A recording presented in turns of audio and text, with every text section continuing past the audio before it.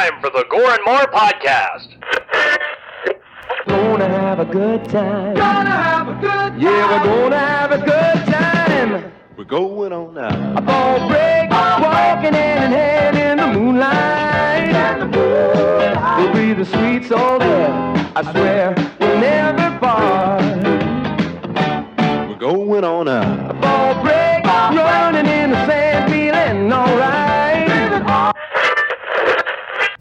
And what's up, everybody, and welcome to the Gore N More podcast. It's your host with the motherfucking most, TJ Bowser, and joining me today is the Fluffmaster Supreme, Big Johnny D. What's going on, Gorehounds? The killing machine himself, Bobby Amone. What's up, fuckers? And from somewhat supernatural, Scuba Steve. What's up, baby? Yes, today is May 24th, 2021, and we got a doozy of an episode for you today. But first, you know what time it is. It's time for your Slice of Life. Big Johnny D, what did you do? Well, sir, I finally opened the pool for this summer's season. And yeah, it wasn't too bad. Go in there right now. I got to do a little bit more vacuuming, but it's just a little fucking cold. A little cold. So, yeah, the shrinkage is We'll shrink real. your pod, bro. I was in the pool. I was in the pool. Exactly. It wouldn't even be like, what turtle? Anyways. Did a episode of Fatality with the Brody Master on Saturday, so you can go check that shit out. That was fun. We did Injustice 2. Other than that, watch this amazing movie for the first, well, not the first time. I watched this cut for the first time. There you go. And it was very enjoyable. Oh, so good. Yeah, and I'm very excited to talk about it.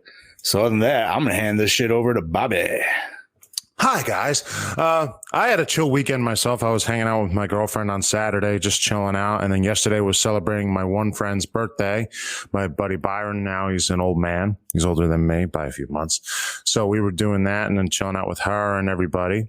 And then I also did, well, this wasn't this weekend. This was last weekend, as was pointed out by, I did a little commercial for a shop a buddy of mine owns called the Graveyard Gallery in Butler, New Jersey. And we were shooting last Saturday night. Not where No, not where TJ lives. No, he lives out in the sticks. I live in Butler, Pennsylvania. Yeah, he's a few hours away. So we were doing that, and the commercial is on air as well. Mm-hmm. So yes, I'm there along with my friend Taylor Vitelli, and then Father Evil is also within the commercial as well. So if you see it, it's also on my Facebook page. It's on the Graveyard Gallery Facebook page and Instagram. So go check it out. And if you're in Northern Jersey, go check it out as well. It's a nice, neat little, like, I want to say Universal Monsters horror store, but he has basically a little bit of everything. And so give him a check out. He's got some cool little rarities in there. I've been there with my friend Tay, with my girlfriend, and a few other people as well. And he's always got something new and old that I've never seen. Nice. So if you ever see stuff on the Facebook page, check them out. It's pretty. Hell yeah, dude. This is the first mention of a new girlfriend, by the way, Bobby. No, it's not new. Well, this is the first mention on this podcast of a new girlfriend. Well, it was the girl I was dating before. We are doing one. We made up. We're doing wonderful. So new, old, and it's wonderful. New beginnings. Yeah, it's a beautiful thing, ladies and gentlemen. There you go, buddy. Nice. That's good. But other than that, everything else is good. Scuba Steve, give us a little rundown on you. What's going on, fellas? So I have been doing shit tons of research still. Like I said, just tons and tons of shit, going on with Somewhat Supernatural, with Dark Side Paranormal. I've just been, diving myself deep into that. I'm actually wrapping up today when Chad messaged me to be here for him today. I was actually working on the script for the upcoming episode for Friday, which is going to be about vampires. So I'm like trying to dig in really deep, and go back as far as I can, just, with the lore. Still waiting on an email back from James Woods, by the way. Oh, that'd be great. I'd get mahogany. Definitely get mahogany on that Straight up ebony, bro. So no, I've just been doing that and working, man. The school year's about to be over. So we have some Saturday schools going on. So I've been volunteering to work Saturday school to help our kids, catch up and finally graduate and stuff. So that's all I've been doing, man. Just work, whether it's working on the podcast or working, in the paranormal group or just working at the bar or working at my day job. That's all I've been doing is just work. I did beat Resident Evil Village. I bought it. I beat Resident Evil Village. Pretty solid game. That's about all that I've done that did not involve work. So that's it with me. What about you, boss man? Well, as I say, yeah. Brody just talking about his vampire narratives. Well, as I say all the time, podcasts here, podcasts there, podcasts everywhere. And this week, breaking hearts and podcast charts, baby. We are doing very well here at Project Louder, and I just want to say thank you to everyone out there, all the listeners and subscribers on Project Louder Network. It's so fucking rad that so many of you are coming out and supporting us, and definitely can feel the love and can see the love now. But yeah, Taryn watched Elvira for the first time yesterday, and she thought that was pretty fucking awesome. Nice. I got to watch Poultrygeist for the first time in like 10 years. Oh, wow. Yo, how was that? Fantastic. Absolutely fantastic. Yeah. But this film was just, it was cool to revisit it as well. I haven't seen this cut in a while, actually. It's been probably 6-7 years, maybe, for me, since I've watched the longer cut.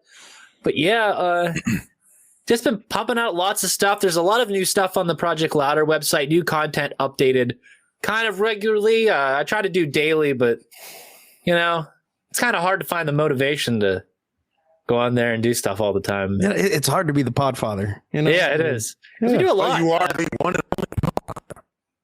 Yeah, whatever robot guy said. Skynet took over. I think he complimented me, but Skynet definitely took over there. Well, anyway, that was definitely a continuation of our James Cameron talk pre-show. Let's talk about David Fincher from 1992's Alien 3, and we are doing the assembly cut of the film. Like I said, directed by David Fincher, written by David Giller, Walter Hill, and Larry Ferguson, produced by Gordon Carroll, David Geiler, and Walter Hill, starring Sigourney Weaver as Ellen Ripley.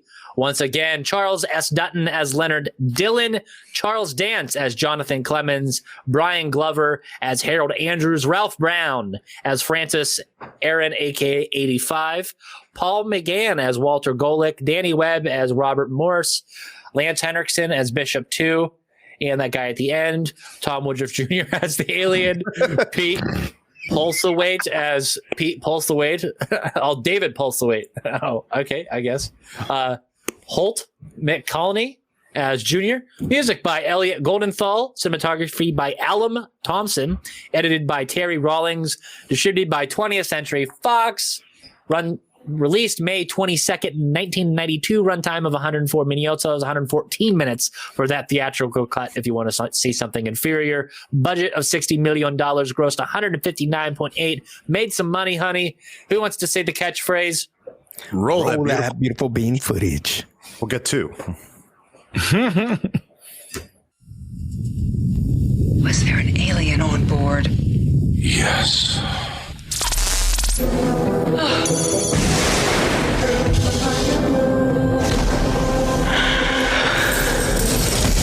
There's definitely something in here with us. We have no weapons of any kind.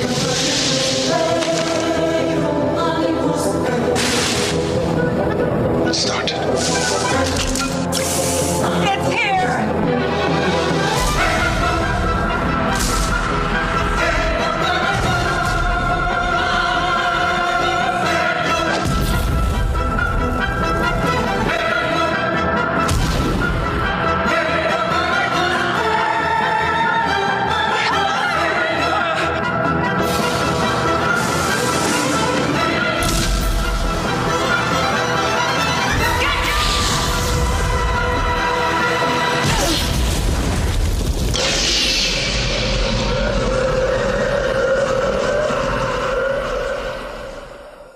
I felt like that trailer was missing something. Yeah, revealing too much of the movie, like modern trailers. Yeah, through that. Well, look, a point I just made. Anyway, who wants to run this bitch down? I got you. Do it up, So, buddy. after escaping death by the skin of her teeth and aliens, Ellen Ripley crash lands on the weaponless maximum security prison planet Fury 161, a penal labor colony of hardened male criminals. But under everyone, That all only have the YY chromosome, which some say is the one that is specific for serial killers. Continue. But under everyone's noses, a stealthy xenomorph manages to escape and mature in the vast correctional facility's labyrinthine ventilation duct system, and it picks off the unprotected inmates. Mass hysteria starts to spread. Now a handful of survivors have to make do with their primitive weaponry and hope for a quick death. Can Ripley, the veteran alien killer, eradicate the evil within? Find out. Yeah. All right. So, Who got the beepy beepy? What beepy? That was me. That's me. It's my goddamn beepy beepy. Oh, okay. I was like, It's Didn't me. hear the beep. How are you just noticing it now? It's like always, like always. can't say that it is. What's the beepy beepy, Steve? It's my goddamn smoke alarm. Oh. Why'd your smoke alarm always going off, buddy? Look, okay. I You need to move it farther away or something. I change the batteries in this son of a bitch constantly, and it just beepy beeps all the time. So Really? Yep, there it is. I hear it now. shut up. Don't pay attention to it because now I can't because now you said something. Now I'm gonna be like this. Beep. I'm just gonna mute. There you go. I was going to do that. That's fucking hilarious, dude. Holy shit. Well, we are on discussing this bitch, dude. So I'm gonna have to say this is my first time watching the assembly cut, Okay. and it was fucking awesome. Like, Can we just talk about the bonkers bullshit that we went through to watch this and like some of the stuff that we talked about? yeah, you know what? We shall. Okay, so Chad's not here. Surprise gynecologist appointment, like always. It's you never know when they're gonna pop up. You have to take care of your mangina. I mean, Yeah, you just have to. sometimes it's the Chad. He's got to keep it clean, you know. Anyway,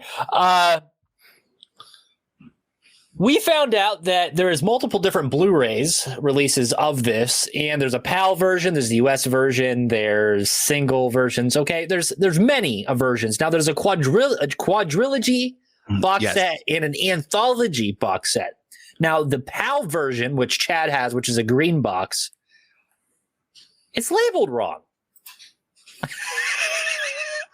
It was labeled shorter, wasn't it? Yeah, it's labeled the wrong cut. It's actually a copy from the DVD, the PAL DVD release, which featured a cut similar to the assembly cut, but was 10 minutes shorter than the one that we watched. Really? Yeah, so which is why I was like giving everyone a hard time about the runtime, just in case one of you fucks accidentally watched the wrong version of a special cut. And then be like, what are you talking about? What scene are you talking about? You know? Yes. So I think we kind of figured it out that the final runtime is 2 hours and 25 minutes for the actual assembly cut. So there is a version that has 10 minutes shorter than that. Yeah, and that's pretty much the best version of the film available, the closest one to David Fincher's original view. Now, let's give you some context for this film. This is David Fincher's first film. Prior to this, he did mostly music videos and things of that sort, kind of like Russell Mulcahy did with Razorback. Brody's going to get all excited because I mentioned that. But yeah, so similar to like what Adam Marcus would do a year later, he took the franchise and he kind of took it by the horns. He's like, I'm going to take this existing franchise, I kind of want to make it my own, but still keep it within the realm. So he made a film that's roughly 3 hours long. They took it, and then the producers watched it, and they said, take another half an hour out of it. And of course, more meddling, and we get the theatrical cut that was presented to us. Okay, so we may never see, we probably won't ever see the Fincher version of this film. So the closest thing we will have, which is this assembly cut, whatever we say, assembly cut is assembled from the work print or existing footage of this film, is whatever is available out there from the scenes that were cut or whatnot. So this is the best way to watch this film. It was previously on HBO Max. Reportedly, one of us did see it there. I think it was Chad, and it was like about a month or two. Yeah. It's probably about a month ago. Yeah. And then it got taken off, but that's whenever it was most recently available on streaming. So it will pop up from time to time. There is physical releases out there, but again, you got to read and be careful with what you're buying to make sure it's actually that version. So what is 2 hours and 25 minutes? 25 minutes. Yeah. She was a long one. Yeah. But it could have been longer. Yes, she was. How many minutes is that? That's 104. Isn't it 145 minutes? 145. So you said? I think it's somewhere around there. Yeah.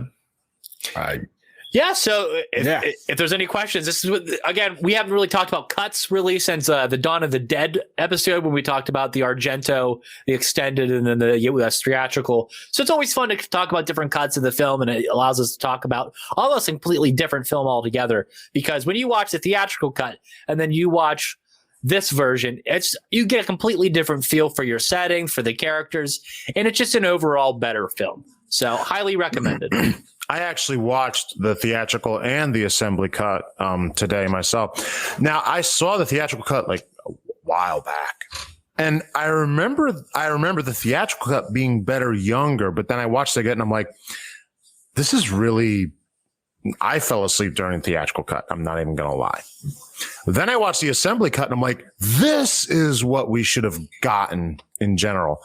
And I, like we said, I love cuts of movies. Don't get me wrong, but why is it so many people got to be involved and sometimes fuck it up? Like if it's good, they all think they got a better idea on somebody else's idea. Yeah, and unfortunately, about 99.8% of the time, they're all wrong. And Chad has his infections. Yes, we know it happens. It's life. So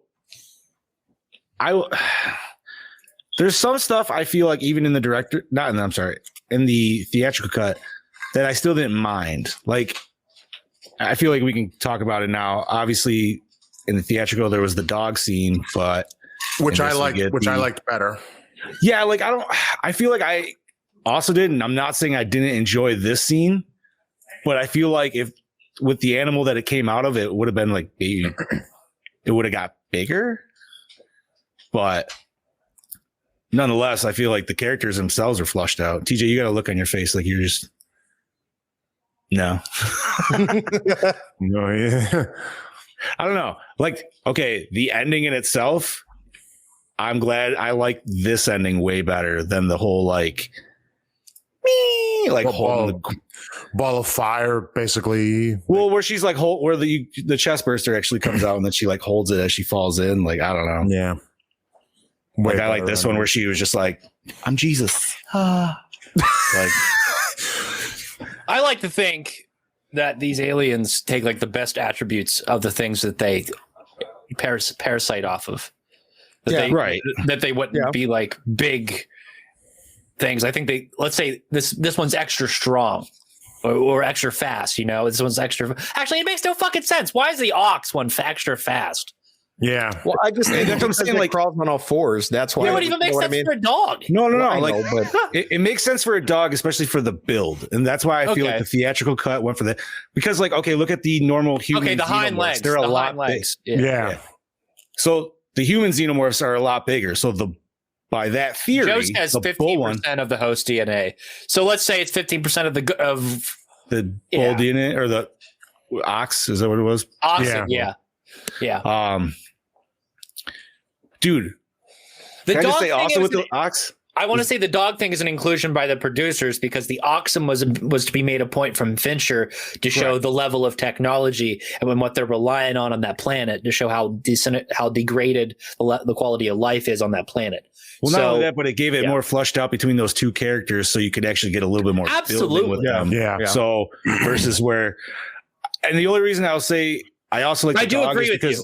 With the dog, because like the hind legs and the way very doggish. When the owner is cleaning, before he gets killed in the fan, when he's cleaning up the tunnel there, and he's calling to his dog, there's no other mention of the dog I didn't personally catch in the assembly cut until that point. No, there isn't. So it just kind of was like, oh, that's kind of different. So I don't know if like he ever intended to have a different dog scene. Maybe the dog in itself got killed by the alien. Again, the Fincher version. Right. Which, if you read his interviews or listen to his interviews or anything like that, dude, he hated Alien 3. However, he did sign off on this cut. Like, he said, okay. Again, young directors, big franchises. Recipe for disaster. I mean, yeah. How could you not be jaded by something like this? Right. Especially when they're just like overseeing all your shit. What would happen a year later with another franchise? Yeah. As we've mentioned how many times. Exactly. Yeah. So it's just a similar situation. Wait, a year later. Oh, Jesus Christ. Yeah, sorry. Little slow there. Oh, man. I was like, wait a minute. I will say that they did do Hicks dirty. Homeboy did not deserve to go out that way. I think that's my main complaint with even this cut of the movie was the fact that they killed off Newton Hicks. I think it would have made a better movie if they had a child in this type of environment trying to survive also with these fucked up people. Yes, but that might cross a line. We did have a attempted rape scene. Yeah. And I don't even want to fucking know what with a 10-year-old girl. 10-year-old girl with the double Y's would be like. So right. But then we could have seen Hicks.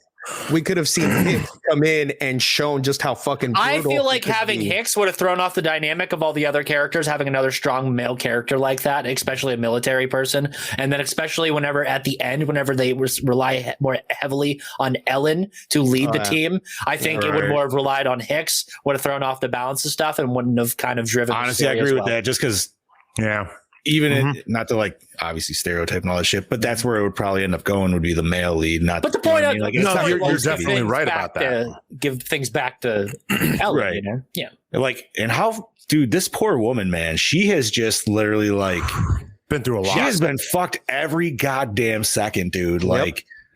I will have to say, Fincher takes the Zack Snyder approach and is just like, fuck your feelings. Like Joe said, fuck your favorite characters and just kill them. Yeah, dude, kill them. Right. Right in the get-go. But by him doing that, it allowed him to start fresh and allowed him to make his version of the alien story. And what the fuck do you just need? Ellen Ripley, face hugger, xenomorph. There. Okay, 20th Century Fox. Da. So there you go.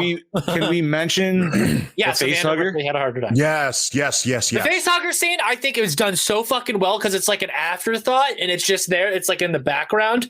I love the shot. It's so fucking rad. Hey, what's this, man? So but can we talk about what kind of face hugger that is? It's a queen. Well, it's not. It's supposed to be. It's the super. I think it's called like quote unquote the super face hugger because it can lay the queen and the sentinels as well.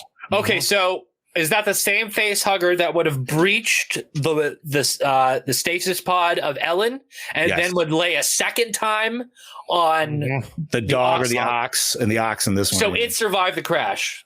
Oh yeah. Okay. Like. So it either can lay multitudes of eggs or at least can lay like 2 eggs versus the normal face hugger should be 1. And that's why maybe it was a little bigger and it was obviously a way darker color.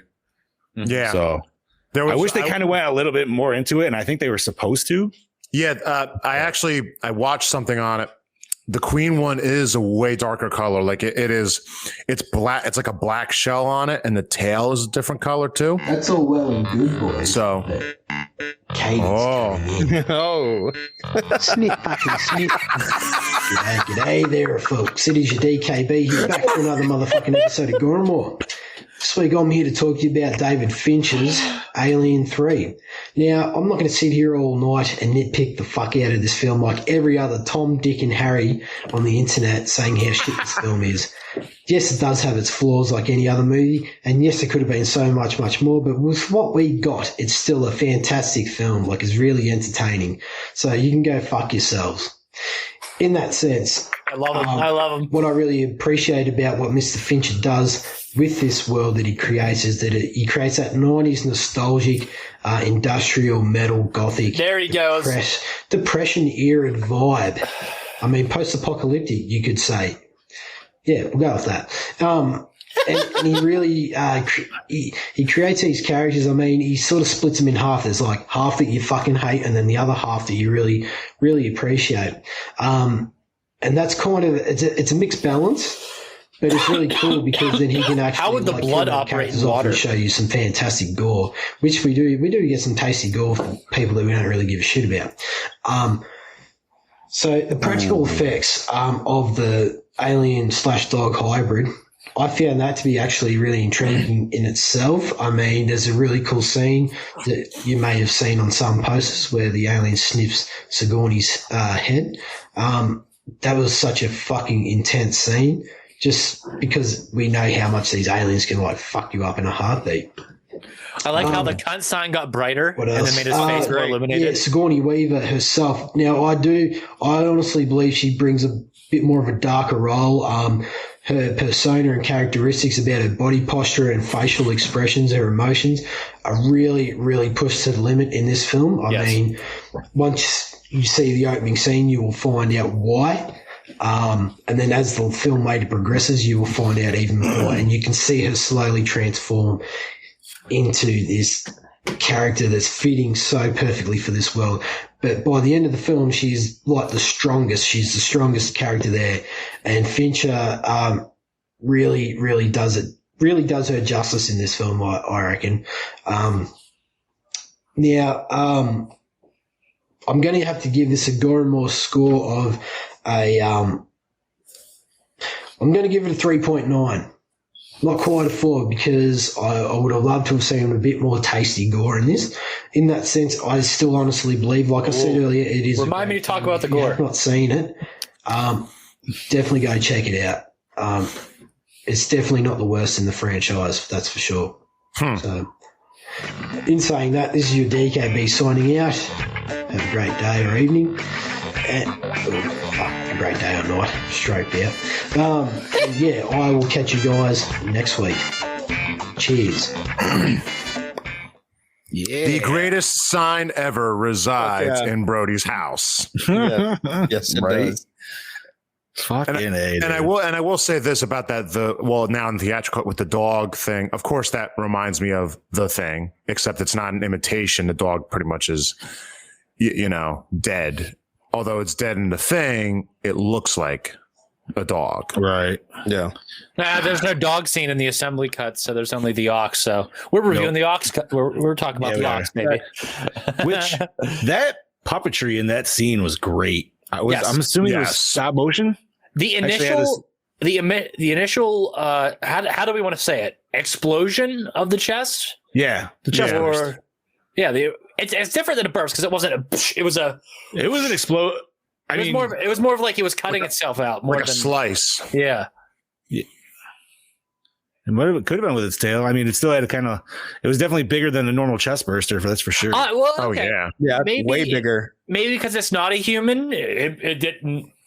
Or because because if you think of the DNA, you got to think of how animals grow inside faster than what human babies do. You know what I mean? So if you think of the whole DNA aspect of it, then maybe because it's animal DNA like that it would grow to a bigger size faster and, gestate more quickly.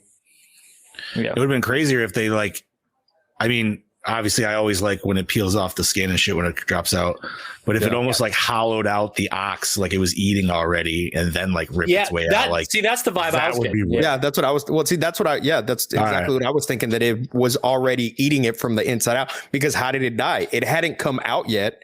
You know what I mean? And usually these things, when they come out of you, that's when the host dies. But the ox was already dead and they didn't know what killed it. So maybe it was eating it from the inside out.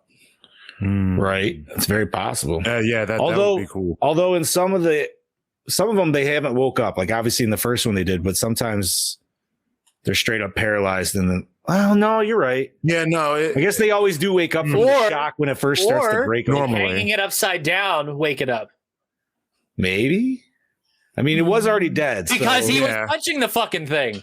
He was, yeah. Yeah, he was. So that was, yeah. Dude, like can a we just talk about the futuristic- size of the lice on that fucking thing? Oh, dude, the Holy lights shit. were huge. They have a light problem. That's why she had to shave her Okay, head, bro. yeah, I know, but those aren't fucking I lice, could have just dude. picked those out. I could They're have like just the picked size those out. of a mint. Yeah, Those are like things were fucking super huge. lice, dude. Like, holy shit. That's our You new know, horror lice, you movie. gotta You like gotta open show your... how bad this fucking planet is. So let's show super lice. Like, Well, That's I the mean, like, next. think if- That's the next movie, Super Lice. yeah. Isn't that a movie already? Didn't we do ticks? No, we did. We do. should. We did slugs. We did slugs. I am gonna pick ticks for my next future pick. Dude, that's next year, but all right. That's fine. That's fine. Don't remember. Making your list. That's fine. Yeah. So, oh my God. Shall we take a peek or does anybody else have anything else to discuss? You said you wanted to talk about the gore. The gore, yes. Yeah. So I want to disagree with Brody a little bit and say that as the gore may have not been plentiful, and yes, I do love my splatter, but I think the gore in this film wasn't intended to be this way, as David Fincher is much too classy for that sort of thing. David Fincher takes a more theatrical and cinematic approach to his gore. And I think the gore that we presented is done in a masterful and artistic way and presented on a screen in a way to create suspense and to really emphasize the impact of the scene you're watching. Just my opinion, but yeah. No, I mean, I think I what liked. I was going to say, what we got, I enjoyed. Yeah. You know what I mean? Yeah, It wasn't. it wasn't I horrible. think it's something we brought up in the show in the past. Sometimes the cutaway is more effective than the on-screen. Yeah. It can be. And then you show the cleanup and you're just like, oh. And it just Again, adds to that yeah. much more. Hitchcock's most famous scene has no penetration. So, Nope. That is hot. Sounds like my sex life. Ba-dum-bum. Yeah. So, Steve, start us off, and I'll finish you, baby. All right. So, Oh yeah. Wait. Behind that curtain. Yeah. All right. So at one point, David Fincher was denied permission by the film's producers to shoot a crucial scene in the prison under structure between Ripley and an alien. Against orders, Fincher grabbed Sigourney Weaver, a camera, and shot the scene anyway. The scene appears in the final cut. Hell yeah. Now that's how Damn you the do man. it. Damn the man. The film's production process was so chaotic and its reception by fans and critics so unfavorable that it nearly ended David Fincher's career before he ever had a chance to gain momentum as a director. But two things ended up saving Fincher from permanent movie jail. The first thing was that Sigourney Weaver publicly and often angrily sided with Fincher against 20th Century Fox, telling journalists that the studio had made decisions that resulted in an impossible situation for the young director and that he would have an excellent career if given further chances. The other thing was that producer Arnold Kopelson knew and didn't respect the management at Fox, and that was part of the process where he ultimately offered Fincher a new project a few years later. That project was Seven, and its massive success reignited Fincher's career, making him one of the most respected directors of his time. Seven's such a great movie. Oh, Yes. Dude, I haven't watched that movie in a long time. oh. Original Alien 1979 director Ridley Scott turned down the chance to direct Scott and later Rennie Harlin, who you guys know from Die Hard 2 and Nightmare on Elm Street 4, if I'm correct. Yes, you are. One off. Okay. Both You are. thought the third film should explore the origin of xenomorph species. This concept was deemed too expensive by David Giler and Walter Hill, since most special effects work at the time still had to be done practical instead by computer-generated images. So Scott declined to return, and Harlan later quit the film because he found alternative concepts too repetitive. See, originally, I'm going to go off script here because I know stuff. Harlan wanted to go to, this is the real reason why Harlan was kicked off. Homeboy wanted to go to the alien planet, and the studio's like, we're not spending that much money. So Harlan was like, bye. And then they hired another guy after Harlan. I don't think I said that in that bit. And he wanted to do a thing where it was like a spaceship, but it was like an old ship full of monks. And and then Monks, huh? the monks come into contact with Ripley, and somehow like aliens coming, and then that was scrapped, and then Fincher and So we get ninja aliens in that, dude. Like, like we get fucking Shaolin xenomorphs. xenomorphs. That would have been a great concept to see. Shaolin xenomorphs, dude. Somebody write it. $7 million had been spent on sets that were never used thanks to the ever-changing script. Boom, right there you go. Before filming had even started. During filming, the script had still constantly being rewritten and the new versions faxed to the studio on a nearly regular daily basis. Cast and crew often filmed a scene and learned the next day that it had already been scrapped. Much more of the autopsy scene was filmed that ended up in the final film. A rough cut of the scene originally contained so much more gore that even made crew members who had worked on it sick to their stomachs. Now, the cool thing about that particular autopsy scene is not only does it doesn't show not necessarily incisions or anything happening, but it shows close-ups of the organs themselves while they're in the cavity. And I think that that's just as effective as showing an incision or a chest burst. Oh yeah. Again, it's the way that David Fincher approaches gore and not so much as the way he shows it. It's just, well, it's more the way he shows it, and it's the way he approaches it. It's just different than a traditional way that we're used to. It's not as in your face. It's more artistically done. Right. All right. So Michael Bain stated in an interview that he was deeply hurt that he wasn't asked to return as Corporal Dwayne Hicks, his character from Aliens. But even more so that the film opened with Hicks immediately being killed off after escaping with the other survivors at the end of the previous movie. He stated that he didn't mind Hicks dying per se, but objected to the careless way they did it in this film. He therefore refused the studio permission to use a dummy of a corpse in his likeness, but allowed them to use his photograph. Carrie Hayne, on the other hand, was more accepting of her character Newt's death, simply stating, "Life goes on." Poor girl drowned, and then Hicks is just fucking a pile of mush in a jar. Just mush in a jar. And the more fucked up thing is, if you really think about it, the thing that was supposed to keep him safe killed him. The safety bar above him. Yeah. Right. Yeah. Crushed his skull. So after the first rough cut of the movie was made, the film spent over a year in editing while additional filming and later reshoots were conducted. Damn. Making the convicts cut. Yeah. Making the convicts bald-headed due to a lice problem was David Fincher's idea. When he told Sigourney Weaver during their first meeting, she immediately thought it was great and a bold idea. When Fincher asked how she felt about shaving her head for the role, she jokingly replied, "It's fine with me, only as long as I get more money." Hell yeah, girl. Yeah. Make that money, girl. You make absolutely. That money. Cash is king, context is queen, baby. Damn right. Absolutely. So the crane that lifts the crashed EEV out of the water to dry land is a miniature built using the cannibalized parts from a Star Wars X-Wing fighter model kit. The horizontal part of the crane actually consists of the fuselage of an X-Wing. The two people standing on top of the miniature EEV are simply static cardboard cutouts dressed with pieces of cloth that were made to move in the wind to simulate silhouettes of real people wearing thick coats. Nice. Fucking A. So I read something. There's a lot of detail in there. I read something about that scene when the EEV is crashing into the water that they kind of fucked up because the water splashes straight up, but there was wind going and that water should have like been moving instead of just going straight up. I read that one. Here's another script idea. William Gibson wrote a very early script treatment for the film based on an idea from producers David Giler and Walter Hill, which was initially intended as the first of a two-parter to be shot back to back. As Sigourney Weaver's involvement was in question, Ripley would spend most of the time in a coma. Yeah, fuck that. The main focus of the story was on Hicks and Bishop, two characters from Aliens, as they are brought to Deep Space Station where somebody cooking food, where scientists have begun experimenting on alien cell samples with devastating consequences. When a dangerous alien-human hybrid gets loose inside the station, Hicks launches the unconscious Ripley in a lifeboat safely into space, setting up the fourth movie.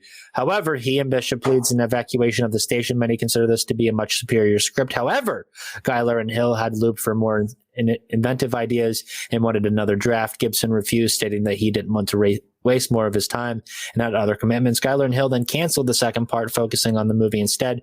The only carryover from the original script is the barcodes on the back of the convicts' necks, a relative lack of weapons on the station, and the appearance of the company's scientists. The miniature of the coastline seen when the EEV is plummeting towards the planet was given a slickly green hue, which was to suggest that the area was polluted from decades of industrial spilling, an idea left over from an earlier screenplay in which the prison facility had been modified for use as a toxic waste dump, which is why we see a containment room, I guess, huh? Yeah. So at the 15-minute mark, the same dipping bird appears on the warden's desk as was seen in the original Alien 1979. Nice. Oh, I honestly was not paying attention to that, to be honest with you. Steve, talk more about the assembly cut. All right. So the production of the 2003's Alien Quadrilogy DVD box set enabled the makers of the Alien films to create a director's cut of their original movie. Producer Charles de la Zurica contacted Alien 3 director David Fincher with the offer, but he declined. So De Laurentiis supervised the new cut himself, guided by Fincher's original production notes and shooting scripts that were available. However, he and his team encountered some difficulties with the restoration of the scenes. In one instance, a scene of the infant alien puppet running away from the abattoir still had the puppeteer in the shot, but these could be digitally erased. In many scenes, only the original production sound was available. The dialogue was often of poor quality, as it was recorded on set with considerable background noise. Unfortunately, the team did not have the time and budget for a re-recording of the original dialogue, which would have required the participation of several actors. So the problem was solved by inserting subtitles in places where the dialogue was difficult to hear. For the 2010 Alien Anthology HD Blu-ray box set, the original cast members were brought in for additional dialogue recording, making the soundtrack on par with the original theatrical version. Much like that first Alien movie, Alien 3 had problems with negative reactions of an audience who saw the rough cut of the movie in early test screenings and were horrified from all the scenes of gore and violence. Because of this, and also to avoid NC-17 rating by MPAA, Alien 3 was heavily cut. Some of the graphic scenes that were deleted from the rough cut, which is said to be 3 hours long, included more graphic shots of Newton Hicks' dead bodies, a way more violent version of the scene where the alien bursts out of the dog, longer and more disturbing versions of Newt's autopsy scene, close-ups of melted face of prisoner who gets hit with alien acid, more gore from where he falls into giant fan, more bloody footage of Clemens' desk, and some parts from the final chase and fight between prisoners and the alien. A cast of Meryl Streep's face was used in a 3D model on a monitor showing the scan of the face hugger on Ripley, as a face cast of Sigourney Weaver had not been made at the time. Coincidentally, Streep was one of the final actresses considered for the role of Ripley in Alien before we got that part. Oh, you want me to keep going? I can do this all day. No, keep going, buddy. Sorry, there's some behind the scenes fuckery going on right now. Oh, fuck. Bob's still frozen with that intense look on his face. God damn it. Prior to release of the assembly cut, another version of the film circulated among fans taken from a VHS work print. This version uses elements of both the assembly and theatrical versions, incorporating footage from the first round of reshoots based on statements from David Fincher. He completed his edit prior to his quitting the film, and its features changed instituted by Fincher himself, such as changing the facehugger host to a dog. It's also last known cut of the film that Fincher oversaw, making it the closest to a true director's cut than any other incarnation of the film. As such, fans still pass around the digital copy on the internet. In the film, it is never particularly clear what Boggs, Rains, and Golick are doing when they are attacked by the runner. Although it is suggested they are mapping and measuring an abandoned part of the facility. In the shooting script and novelization, however, it is explained that they are exploring and foraging for overlooked provisions left behind when the facility was shut down. In the longer assembly cut version of the film, Golick can indeed be seen retrieving packs of cigarettes from an old vending machine. Yes. Which never made sense to me before until I saw this cut. And like I said, I have this, and I've never watched it. I've always watched the theatrical version. So I was like, okay. Totally makes sense that they were like, foraging for shit. Mm-hmm. I mean, he was very excited when he found those. Yeah. Well, I'm pretty sure he skipped off, but So during some test screenings, many people had to leave the theater and go to the bathroom due to loud and low frequencies in the sound effects and music. The brown note, the fucking brown note exists. It exists. Make him poop. Eric Red wrote an early rejected screenplay in which hordes of aliens invade a space station colony molded on 20th century rural Kansas. What the fuck? What? At one point, 50 aliens. What the fuck? At one point, 50 aliens fused together to form one big amorphous creature that tears through the station. Whoa. Whoa, yeah, critters. It's critters. You're talking about critters. It's fucking critters. What the fuck? And it causes it to become a biomechanical fusion of alien DNA, human flesh, steel girders, and plate. Akira. Yeah. You know, I kind of want to see this it's version now. Eber. Like, I kind of want to see that. This sounds like it's so bad. It would Right? be Like, fun.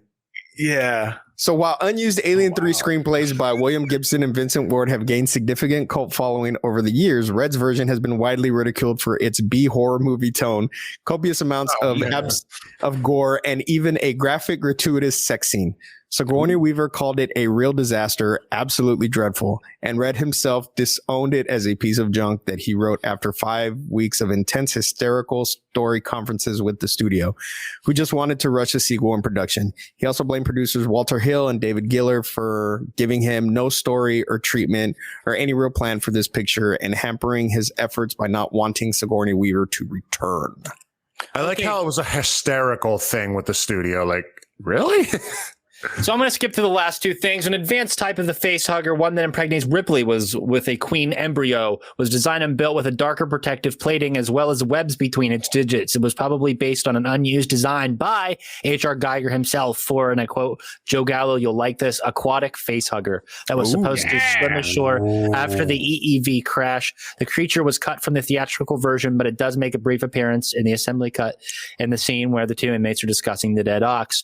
Morse is the only one of the convicts to live at the end of the film and is taken away by the company's soldiers. Now, this is the connection to Alien Resurrection. It's a small one, but you guys will see it. Although his fate in the movies is left open, according to the guidebook Alien Yutani report, Morris was transferred to a different prison where he was specifically forbidden to talk about the alien. Plagued by nightmares, he renounced his faith and started writing an account called Space Beast, which was published into a book 4 years later. Banned by the company, several versions of his book still circulated throughout the centuries. And according to the novelization of Alien Resurrection, the Winona Ryder character learned about Ripley and the company and the aliens through that book. Whoa. Okay. And Morse eventually died in his 60s, 25 years after his book was Some published. deep ass lore right there. Holy shit. Yeah, that's deep. So That's cool. More than deep. Yeah, There's some it's like a backwards ass connection to Resurrection. Yeah, literally. Oh my god. Hot damn. But yeah, let's now I want to actually watch Resurrection. let's talk That's about like- it, guys. Let's talk about it. John, you have any questions, really? Dude, honestly, I kind of don't. Like, I guess, like, well, Gallo kind of brought up the aquatic sea creatures, but I mean, this was supposed to end the trilogy, as we all know. Like, could you see this ending any other way than what it was given to us, like in this cut, obviously? Or, That's a good way. If the CGI was better, this would be good. oh, yeah, absolutely. I think that's the only thing. That's the only downfall to this version of the film is the CGI. Yeah, it's terrible. Which I will say, at least I feel like they don't overuse it to where they give you way more POV shots, which I am totally fine with. Yeah. I know if maybe some might not like it, but it just makes me want to play AVP Gold. You know what they should do? You know, it'd be Fincher cut, and then they redo the CGI, and I'd be fine with that. And they make a more ox-like. Yeah, Alien. fucking So, more, okay, like more that would be brutal, awesome. like fucking Yes. beefy as fuck. Okay, quick side note. Did you guys ever like have the old Aliens toys?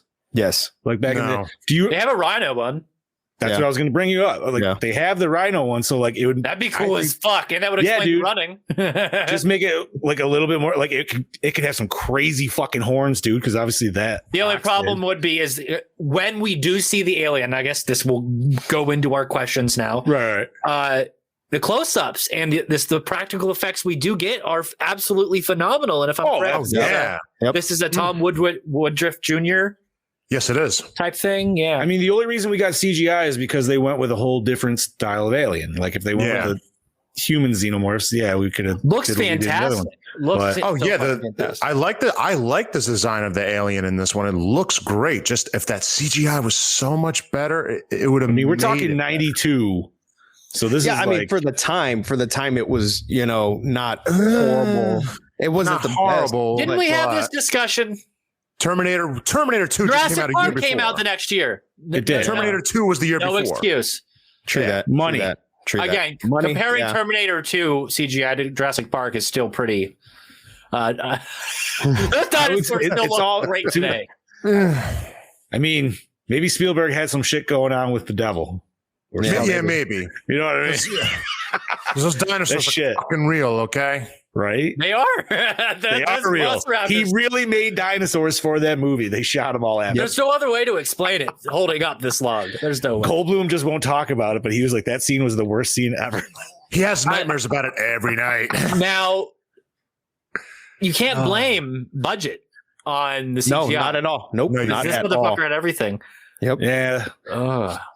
It's a shame. It's a shame in that little aspect, yes, but overall, still decent. But I wish we got more puppetry, but I get that they wanted to show that it was fast. You know what I mean? Like, but they could have done that. They could have done that without CGI. You know how? I mean, they gave us a bunch of shots of it looking around and stuff without actually seeing it. Would have been very difficult to show a puppet running.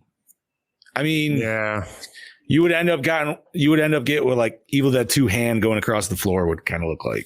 And that was like a stop motion animation kind of type.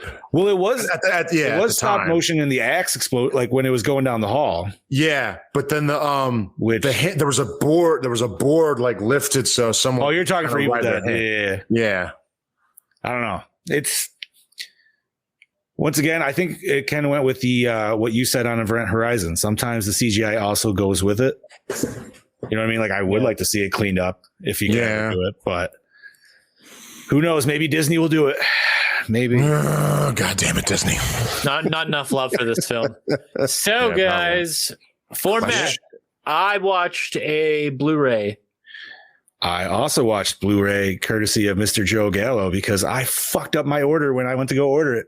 Ooh. I thought I ordered it, never hit complete order. And I was like, that Predator set, don't order it. It's complete shit. I'm not going to, because also Mr. Gallo just dumped all his Predator Blu-rays on me because he's like, I got the 4K ones here. Yeah, I was like, exactly. I was going to say, get the 4K ones. Buy them individually or get the 4K ones. That Blu-ray box set just falls apart. The packaging itself is poo. But he had the older Blu-ray collection. What the hell is it? The one before the red pack? It was the green one. No, I'm talking about the Alien. He had that green one that Scoob's got with the book, like the book style. Dude, that shit's money. Mm-hmm. I'm sad I never picked that up. Is that the thicker one? Yeah. Yes. Okay. It's got that thickness. It's down with the thickness, baby. Thick. Bobby, how'd you watch it? I watched the theatrical on demand. They had that one, and then I bought it on Prime, the assembly cut. The digital version? Yeah. What was that, like 15? $15. Yeah, that's what I did too. Since it was very last notice for me, I couldn't rush home to pick up my copy. Hey, Steve, thanks for stopping in, man. I really appreciate it. Yeah, we do very much. Yes. So yeah, I did. I paid the $15 and watched it. While I was nice that some of the upper echelon of Project Louder graces us with their presence sometimes. You know. Wait. Yeah, thanks, Steve. I'm just saying, not all of us have the #1 rated show on the network, you know. I don't know what you're talking about. Shut up. You shut your whore mouth right now. Oh, we are in the presence of the Lord. Sorry. Yeah. Oh, shit. Where we at, gentlemen? Continuing. Douche of the movie, Warden. Oh, yeah. Yeah. Hands down. There's no even disputing that one. at all. Fucking A. Agreed. Favorite kill. So, you know, as a kid, I thought the fan kill was gnarly. Yeah. Yeah. Ooh. Only because, you know, I don't know why. I just thought it was really cool. because there's a lot of meat just thrown everywhere. Yeah. Well, I love that because it's literally shot. You see the fan, you watch him go. The next thing you see the fan and just, it's like, oh, that's a lot. Oh, that shows that's a lot. Yeah, it shows money. As an adult who has a much more profound love for film, I think the double murder of those dudes where he gets the blood spit on him is just fantastic. Because you don't get to see any of them really get killed. You only get to see the alien like in places covered in blood, and then you get to see the blood spit on him, and you just freak the fuck out. I think it's fantastic. Is that the one where he's like crawling away, and you can kind of see the alien in the background? He's like up on the fucking wall. And he has the one dude, and right now, and he just kind of looks, and he just looks at him. He kind of like snarls, and his face is covered in blood. Yeah. Too cool. This is a tough one. Yeah. So I might have to go with fan one though. Yeah, I'm gonna sleep the fan. The fan. I mean, because you know, kid about it, but, you know. You can't go wrong with that. Because you know what? Like I said, like literally 1 minute you see it clean, the next minute you hear the hit. Yeah, and it's everywhere. How do you know it's him? Well, that's his boot. Yeah, that's his spleen. It's good stuff. Fucking good stuff. Best scene. So, this is gonna be tough. Okay, so I'll save it for cinematography because I'll blow my load there. Get that full sizz. Oh yeah, catching it for days. Best scene. So what do you got? Okay, what scene allowed you guys just full completion? Scoobs, you go away, Scoop. You take it. Man, I mean, my favorite scene, and just because it's just the way that it just ended the series, or it was supposed to, was when Ripley just did that dive off that rafter. Okay. I mean, it's just beautiful. You know what I mean? Like, it's just like, if this would have been the last Alien movie, I'd have been okay with that. You know what I mean? With this version of the film, not the theatrical bullshit version, but this version. You know what I mean? Correct. So for me, that's my favorite scene. I'm gonna have to say go ahead, Bobby. I was gonna say, I guess it's a brief, so it's not like a whole scene. Her confrontation face with the alien, because in that moment, if this is the end, thinking before resurrection, like, to me, that right there was like to me the ultimate, like, you're really seeing death in your face that close, knowing it's basically coming. So I that's my favorite scene. From an editing and filmmaking standpoint, my favorite scene would have to be whenever Ellen finds out that there is an actual alien. She can confirm that there's an alien there. She comes face to face with it, and then the scene is cut between the cafeteria full of men and her running towards them, and them kind of talking and stuff. And it just cut in ever so way that by the time she reaches her, there's a build up and a suspense built up and a sense of urgency within the editing and the way it was filmed, that when she reaches it, and then that the warden gets grabbed by the xenomorph and pulled up. It's just an effective scene.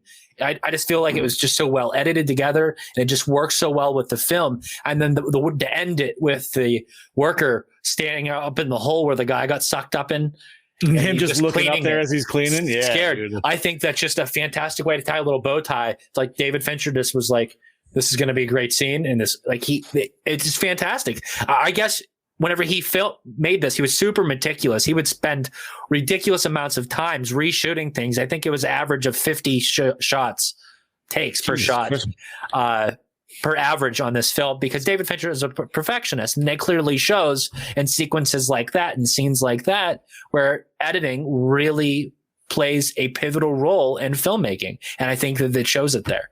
So, yeah. Man, you set the bar, buddy. What Brody just said in his comment, if you look, that's a good one too. Yes, that is another. Again, I will talk about that in cinematography.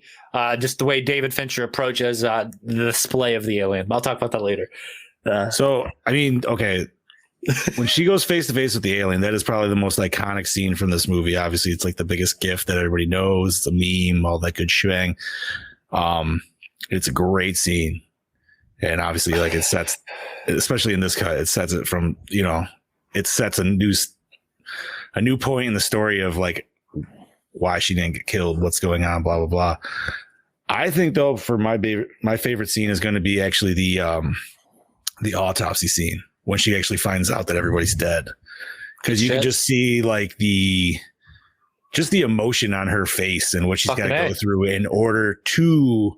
That's a challenging scene. That's a challenging scene. For especially when, he even asked like, is that your daughter? Right. And that kind of hurt. The pause. The slight pause. Because for anybody listening that doesn't know for whatever reason, and if you go back to listen to our Aliens podcast, she already did have a daughter and she lost her because of the cryosleep because she was in it for almost 60 fucking years. So, you know what I mean? This is her second. Ripley, like I said earlier, Ripley's just been fucked through this whole series nonstop. Yeah, badly. Like bad. She just loses everybody that comes in contact with her. It's just not good. But yeah, that's going to be my favorite scene just because I feel like it was the most challenging too, just because it's a 10-year-old girl. And like, obviously the doctor's got to do, he's got to do, but even he doesn't want to do it. So yes. Yeah. The blocking in that scene was fantastic per Brody Kane. I'd have to agree, buddy. Mm-hmm. Opening scene for the assembly cut. Oh yeah. Yep. Yes. Fantastic. Definitely. Yes. Yep. Definitely. It sets the tone very well. You almost have to watch it like twice just to see like what's going on in those fast edits. Because there's a lot going on in that time that you might not catch. Best hits, hottest girl, best dick, always coming home with Sigourney Weaver. Lance Henriksen, you're in everything. But I like the British dude, the British doctor. Yeah, I'm going to have to agree with you, buddy. You know what other movie he was in, right, TJ?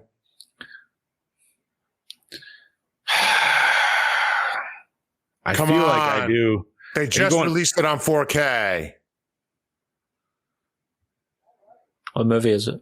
Wait, Last Action Hero? Yeah. Yeah.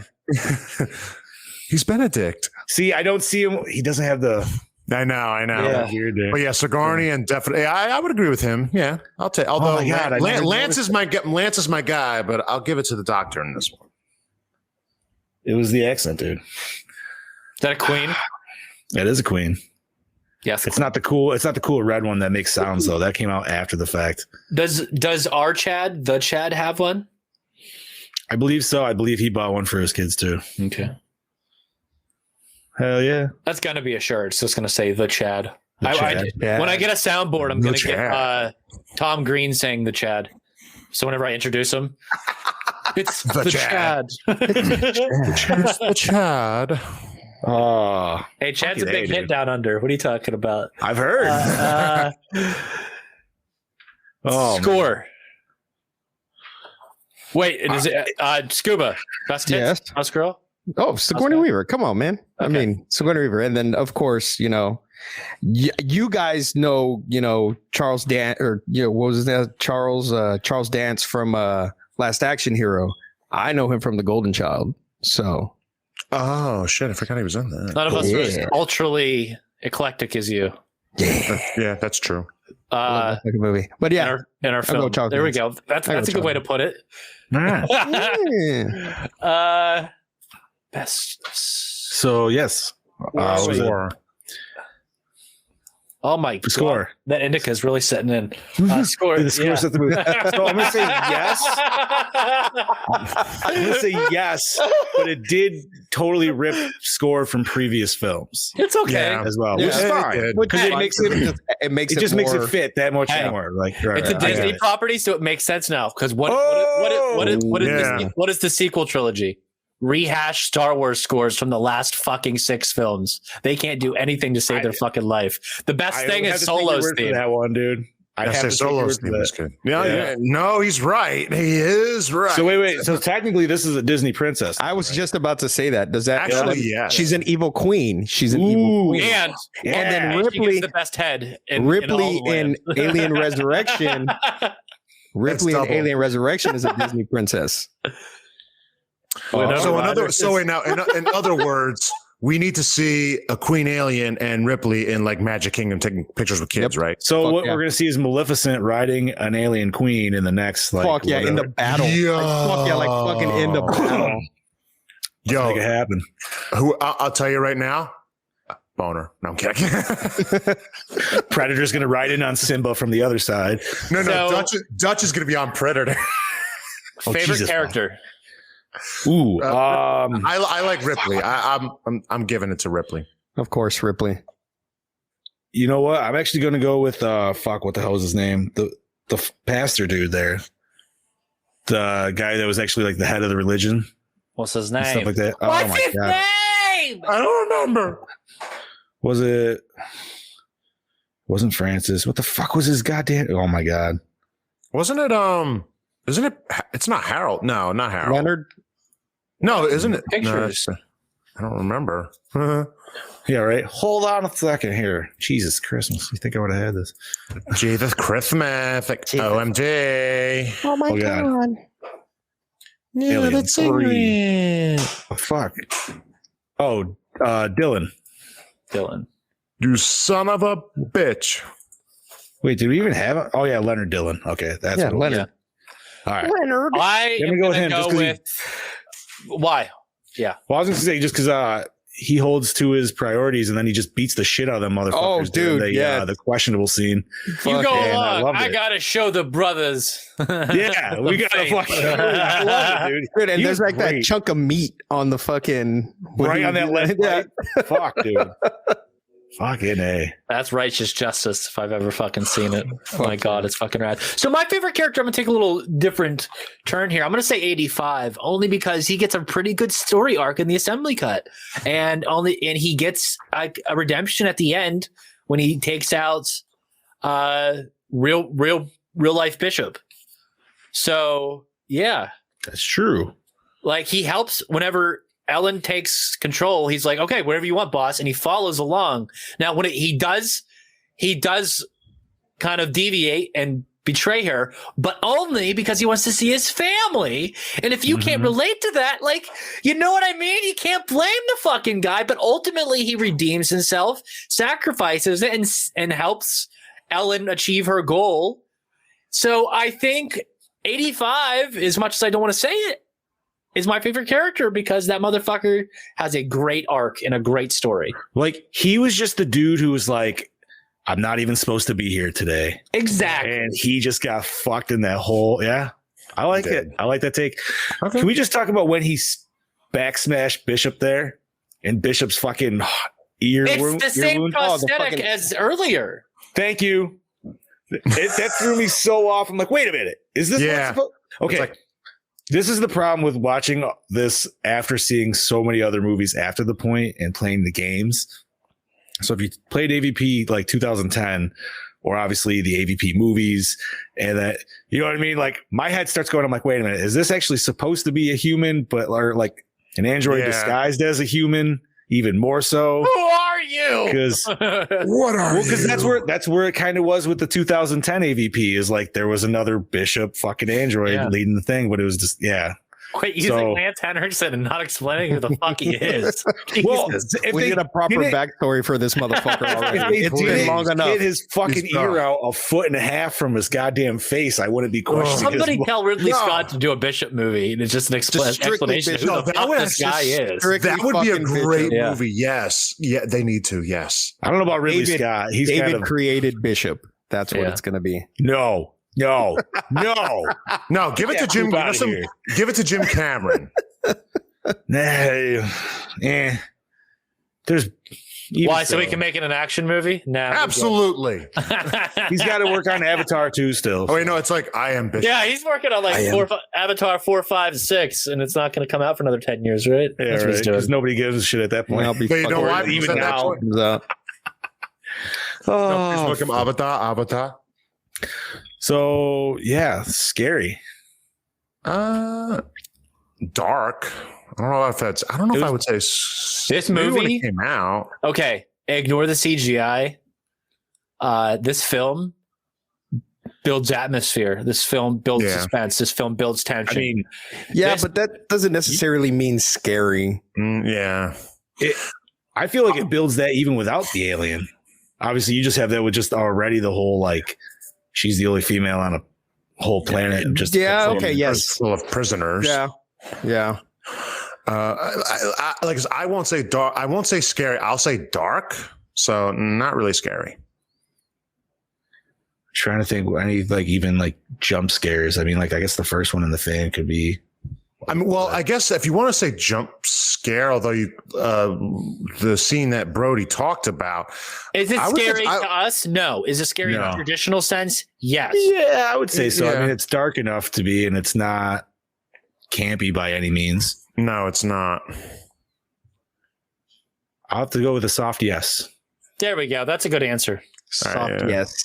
Because there was an attempt there, and I think it's effective on a level. It's just we're so desensitized. Yeah. And we expect so much. That's fair.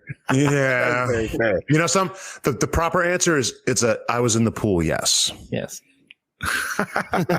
That's fair. So does it hold up today?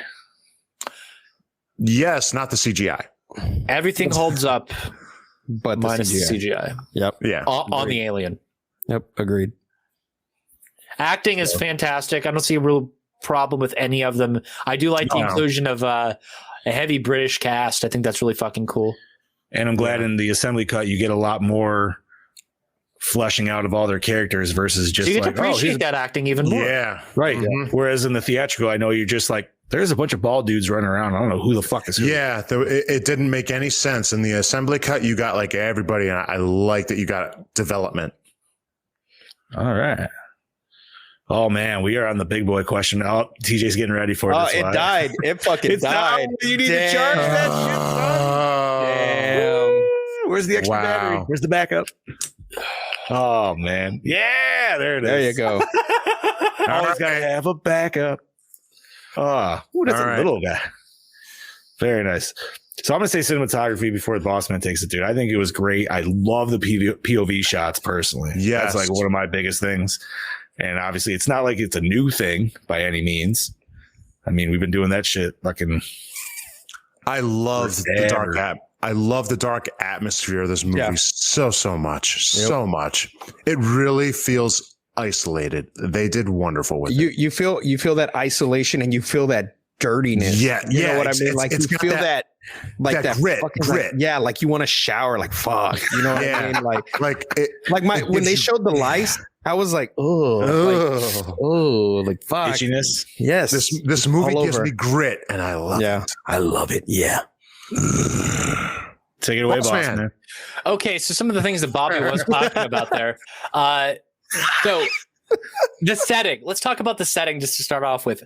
We got so many in the assembly cut. We get a lot more shots of the setting and of the planet, and this planet now feels a lot larger in scale. You actually feel more believable, and they talked about the dirt and everything, and you would talk about the prison. A lot of these scenes were filmed with the camera at the floor facing up, which gives that claustrophobic feel, which lends itself to the tighter corridors and the prison's atmosphere. So even the larger set pieces even seem small in comparison when you have the camera on the floor pointed up at these people. So of course, again, film technique went into this. And again, Dave Fincher is a fucking perfectionist. And you can see it in every shot, in every edit on this fucking thing. It is so fucking rad. Now, yes, the CGI sucks, but you can see where he was going with it and what he wanted to do with that. And that is the only thing that hampers this. Now, tonally, I said this to John prior to the show. I think this is more true to a horror film, more true to the original Alien film than James Cameron take on the franchise.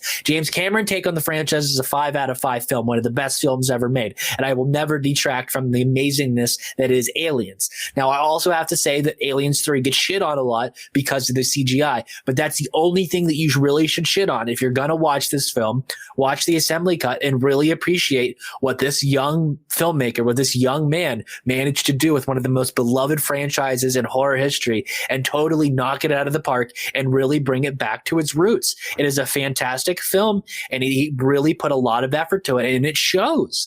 And yes, it's a darker film, but the setting's dark. It's atmospheric as fuck, but it's supposed to be. You're in an industrial wasteland of sorts with double Y chromosome rapists and serial killers, and it feels that way. And it feels like you have to shower after the film.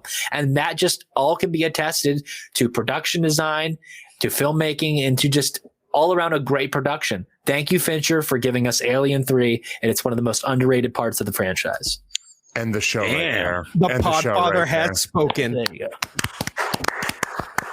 Very nice. That's there. it. Show's over. That's it. Show's over. I ain't got shit to say. We didn't even rate this bitch yet. Yes. Premise. Yeah. Loved it. Oh yeah. Loved it. Loved it. I think this was the perfect end actually to the series at the time. At the time. That's what like at the time. Okay. View this as Return of the Jedi. So what should have just been? Yeah. Pretty Exactly. much. Yeah. I mean, Yeah. this is probably better than Ewok. View Resurrection is Like- episode 1. No, fuck me. Jesus Christ. No, premise was great, man. Yeah. Like you said, it definitely does make a return to its roots with the horror element and just almost the alone feeling. And she's not alone, but she is because she's the only woman. She's the only woman. Because they Yeah, themselves it is. are isolated. You know what I mean? Yeah. It's different when you don't have guns. It's just different, you know? Yeah, and they have no idea what's coming. She does. And she's the only one who does. So yeah, fuck yeah. Right. She has less shit than she did in the first one. At least she had a flamethrower and everything. Right? Yeah. This time, all she's got is. And the one time, yeah. And that plan kind of went to shit, obviously. So, you know what I mean? Like that first one. Poor And fucking. how many people did they lose in that? Wait. That's one thing. Like, that wasn't going to go well in the first place. That's going to be a big kaboom. Right? Let's ignite all these tunnels at once to fry the fucker. Okay. So we're going to nuke the site from not orbit. Pretty much. Fucking A, dude. I mean, obviously Ripley's done at this point, dude. You know what I mean? This is the first movie we see her get some dick in. She just realizes that everybody's dead anyway. So she's like, you know what? Fuck this shit. I could use some. And hey, you know. What I She's want the to one know she's is gonna why. Actually, no. What do you want to know? How you could say that a plot point would be is whenever the computer auto uploads the results of Ellen's Scan. Bioscan. bioscan and automatically sends it to Wayland Yutani.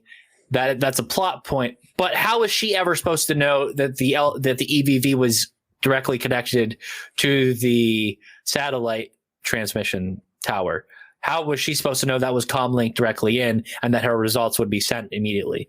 That's a good question. But then again, isn't she the smartest person there? Well, I thought she figured out that they were already receiving the transmissions from the ship before. Then why'd she try to make up a lie? Why'd she try to make up a lie that the prison was taken over by the people to not come anyway? I'm trying to remember when. Yeah, wait a minute. that. Whenever she's like, tell them that the prison was taken over and that it's a complete loss to not come. Because whenever she figures out that the queen's inside of her. Because she wants to destroy herself and she doesn't want Wayland Yutani to know, but she turns around and she leaves, and then 85 goes back in and sits down, and then he gets a message from the company that they got the bioscan and that they're coming. See, I figured, yeah, and that they're coming quicker because they got the bioscan. But I mean, they already said they were coming pretty fast though because they knew it was her. But she thought it was going to be. But she thought it was going to be 2 to 3 days. It was said prior to that, and then that got moved to 2 hours. So she was going to kill herself. She thought she had 2 to 3 days to deal with this alien, then deal with herself, not 2 hours. Right. So they expedited the process that she thought she had time to play with. So she was going to die no matter what. But did they already know about the facehugger attacking her in the sleep pod? No, you don't think they know. They came for the xenomorph that was trapped in the That they Containment bay. explain that. Yeah. Okay. Oh, you're right. Because that's when she hopped Yes. out and she started typing, and she said it was a Xeno. Okay. Yeah. And I think she said something along the lines of that the prisoners have control now to tell them not to come. And they said to don't do that, that they'll come anyway because of the xenomorph. Yeah, so. Okay. So I think it's time we wait. Recycle, We're on our double R's, rewind? right? Yeah. Yep. Yeah. Or I'm gonna rewind it, dude. Yeah, I rewind would for days. Rewind. Yep. Yeah. Rewind with updated CGI maybe in the next couple of years. Yes. Yeah. Do great. that. And We're perfect. just spoiled because we got one film that got a fucking cut. So I was like, ooh, give us more. Can we get a 3-hour Listen, cut of this if film? anybody's got the money to fucking do it, it's Disney. Disney, yeah, fucking So, just do everything. Fucking Just Disney. fucking redo Now. everything. Hey, Will they two do things. it? Give us the good version of Halloween 5 that's out there, and then give us Prom Night 2 on HD. Okay. Fuck yes. Okay. All right. I'm cool with that. Yeah. You're gonna rate this motherfucker. So Bobby, let's start her off. I'm actually going to stick with Brody on this. I'll give it a 3.9. Not quite a 4, but if we got this as the actual release with, again, good CGI, 4. But I'm going to go 3.9. Steve. I give it a 3.9 as well. It's a good solid flick. Like no other issues other than the CGI. 3.75 for me. Johnny boy? I'm just gonna go with an even 4 one. Gore More score of 3.9. There you go. I think that's very fair for this. Very. Yeah. Yep. Aliens got 5. 5. We got that at 5, yeah. Alien Alien and 1. Aliens got Yes, 5 yeah. and 5. Both of them. The original Yeah. films. Yeah. I think the only perfect 5s are Lost Boys, Alien, Aliens, and The Crow. We did Yeah. The Shining as a perfect 5 as well. Yes, we did. Did we? We did. Yes, we did. Oh, okay. We got pretty in depth with that too. Yeah, that Plus was, it yeah. Plus, it was Chad's first time, so you know. Fair enough. All right. So That let's would see, explain what the do we got infection. Next week. Before you tap it. Ooh, yeah. Next episode is a TJ pick with Land of the Dead Oh, on yeah. Memorial Day. is it Fuck Fiddler's yeah. Green? Is that what it is? Fiddler's Green. I believe so. So we're going to Pittsburgh, and we're Yep. going to see some Zombies. Simon Pegg and Nick Frost in a role. Yep. We're also going to see Ossie Argento in a cameo role, daughter of Dario Argento, the Italian god of horror. So directed by the Yinzer god of horror, George Romero himself, filmed down the road. That was what, 2006? Yeah. Somewhere around there. I don't know. 2005 maybe. I think, well, within those year ranges. What was the Cam one? The Cam one was after that though. That was like probably 2011. Diary. Diary. Yeah.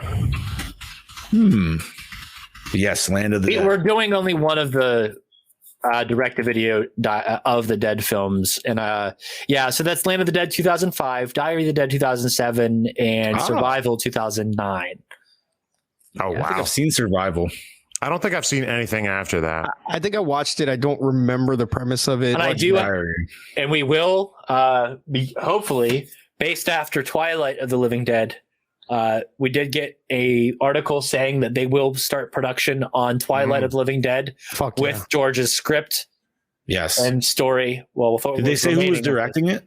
No, nothing left that, but they did say that it was based after this book. So Nice. Lovely. we'll finally see the conclusion of one of the greatest zombie franchises to ever exist. Yes, okay. Army We do of have the to Dead. mention that we were blessed with, I want to say, one of Zack Snyder's best films. Fucking loved it. I want to say I haven't seen it yet. Justice League, Same Watchmen, way. Army of the Dead.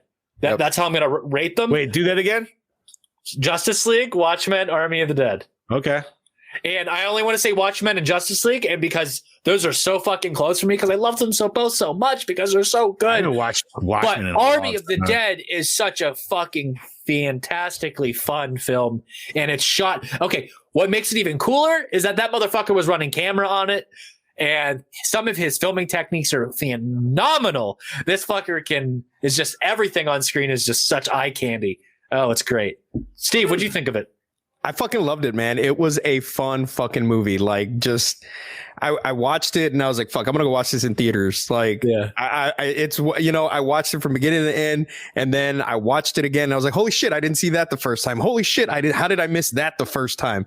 And I want to see it in theaters. The robot zombies will be explained in the prequel show. Yes, robot zombies was one. The UFOs I need to see fucking explained also. But it was good, fucking man. And the story is so great. And I need to know about that fucking time loop. I need to know about the fucking time loop. Well, now I'm really intrigued. Yeah, now I wanted to watch it, but now I'll tell you exactly what happened. Zack Snyder was like, so I played Fallout New Vegas the other day, and I really want to like make a zombie movie. Yeah, pretty fucking okay. Because everything that's in Fallout New Vegas is in Army of the Dead, but like or not. It's fucking great. Yeah. Did you see the behind the scenes? Did you see the behind the scenes? I'm waiting to watch it whenever the girls aren't home, so I can kind of focus on it. Yeah, it's fucking great. Like the shit that they get into, like it's fucking. Really? Did we get to see Zach running around with his custom? Red camera? You see him fucking running around, like just fucking doing all like it's great. Like, okay, can I tell you one of my favorite scenes, like filmmaking wise? That scene whenever they first encounter the Alpha Queen, and as she backs away, the camera slowly gets more and more out of focus until it's completely skewed. And I'm just like, oh, it's so nice. It's so nice to see somebody try something different. They did so good on that fucking makeup too. Like, it's the so different variations of the zombies. And the one thing that I wish we get to see, I hope we get to see in one of the prequels is when they walk in and the coyote, I forget her name, but they call her the coyote. When she says they come back to life when it rains, the zombies that dried out, dude, that's Return of the Living Dead style. Yeah, seriously, but they're sun dried. They're sun dried, so they weren't smart enough to get out. So of when it rains, it becomes like a boggy mesh, and they come to life. And they come back. They come back to life for a little bit. Like it. No, I know, but that's awesome. Yeah, and it's only like it just reminds me of Return, just because of the way. Yeah. Only around the perimeter. And I love, like I said, the makeup. You just see the different variations. He does something which kind of redeems himself in my eyes. Now, I've stated multiple times, not a fan of fast zombies, but if you tier them, if you put walkers. And see, that's how they should be, because the fresher one should be able to run, the older one should walk. And I'm glad you said that, because in high school, I had this argument with people. I started working on a script in high school for a movie that I wanted to film, and my zombies had different progressions in them. If you just died and you came back, you'd be fast as fuck. But if you were around for a couple of weeks, you weren't going to be as fucking fast. Yeah, and we used to argue about that in high school all the time. All the fucking time. But yeah, this is a fucking great movie. And then I love the fact that if you get bit by an alpha, you're a completely different thing. Mm-hmm. You know what I mean? Shit, so we're going full like Left 4 Dead on this. Dude, you got to watch it, man. It's fucking Netflix? good. It's on Netflix. Right? More I Am Legend. The alphas are more I Am Legend. Yeah. And then the normal zombies, the what do they call them? Starts with an S. What do they call them? Oh fuck, I don't remember. No, not Shamblers. Yep. Is it Shamblers? Shamblers? Yep. Yeah. They're more of the traditional Walker, Romero type zombies. So they really went in depth with this. Yeah, he pretty much takes inspiration from all aspects of any sort of zombie film and then puts it into here. Again, it's Fallout New Vegas with zombies. It's rad as fuck. Zombie and Dave Bautista. Tiger.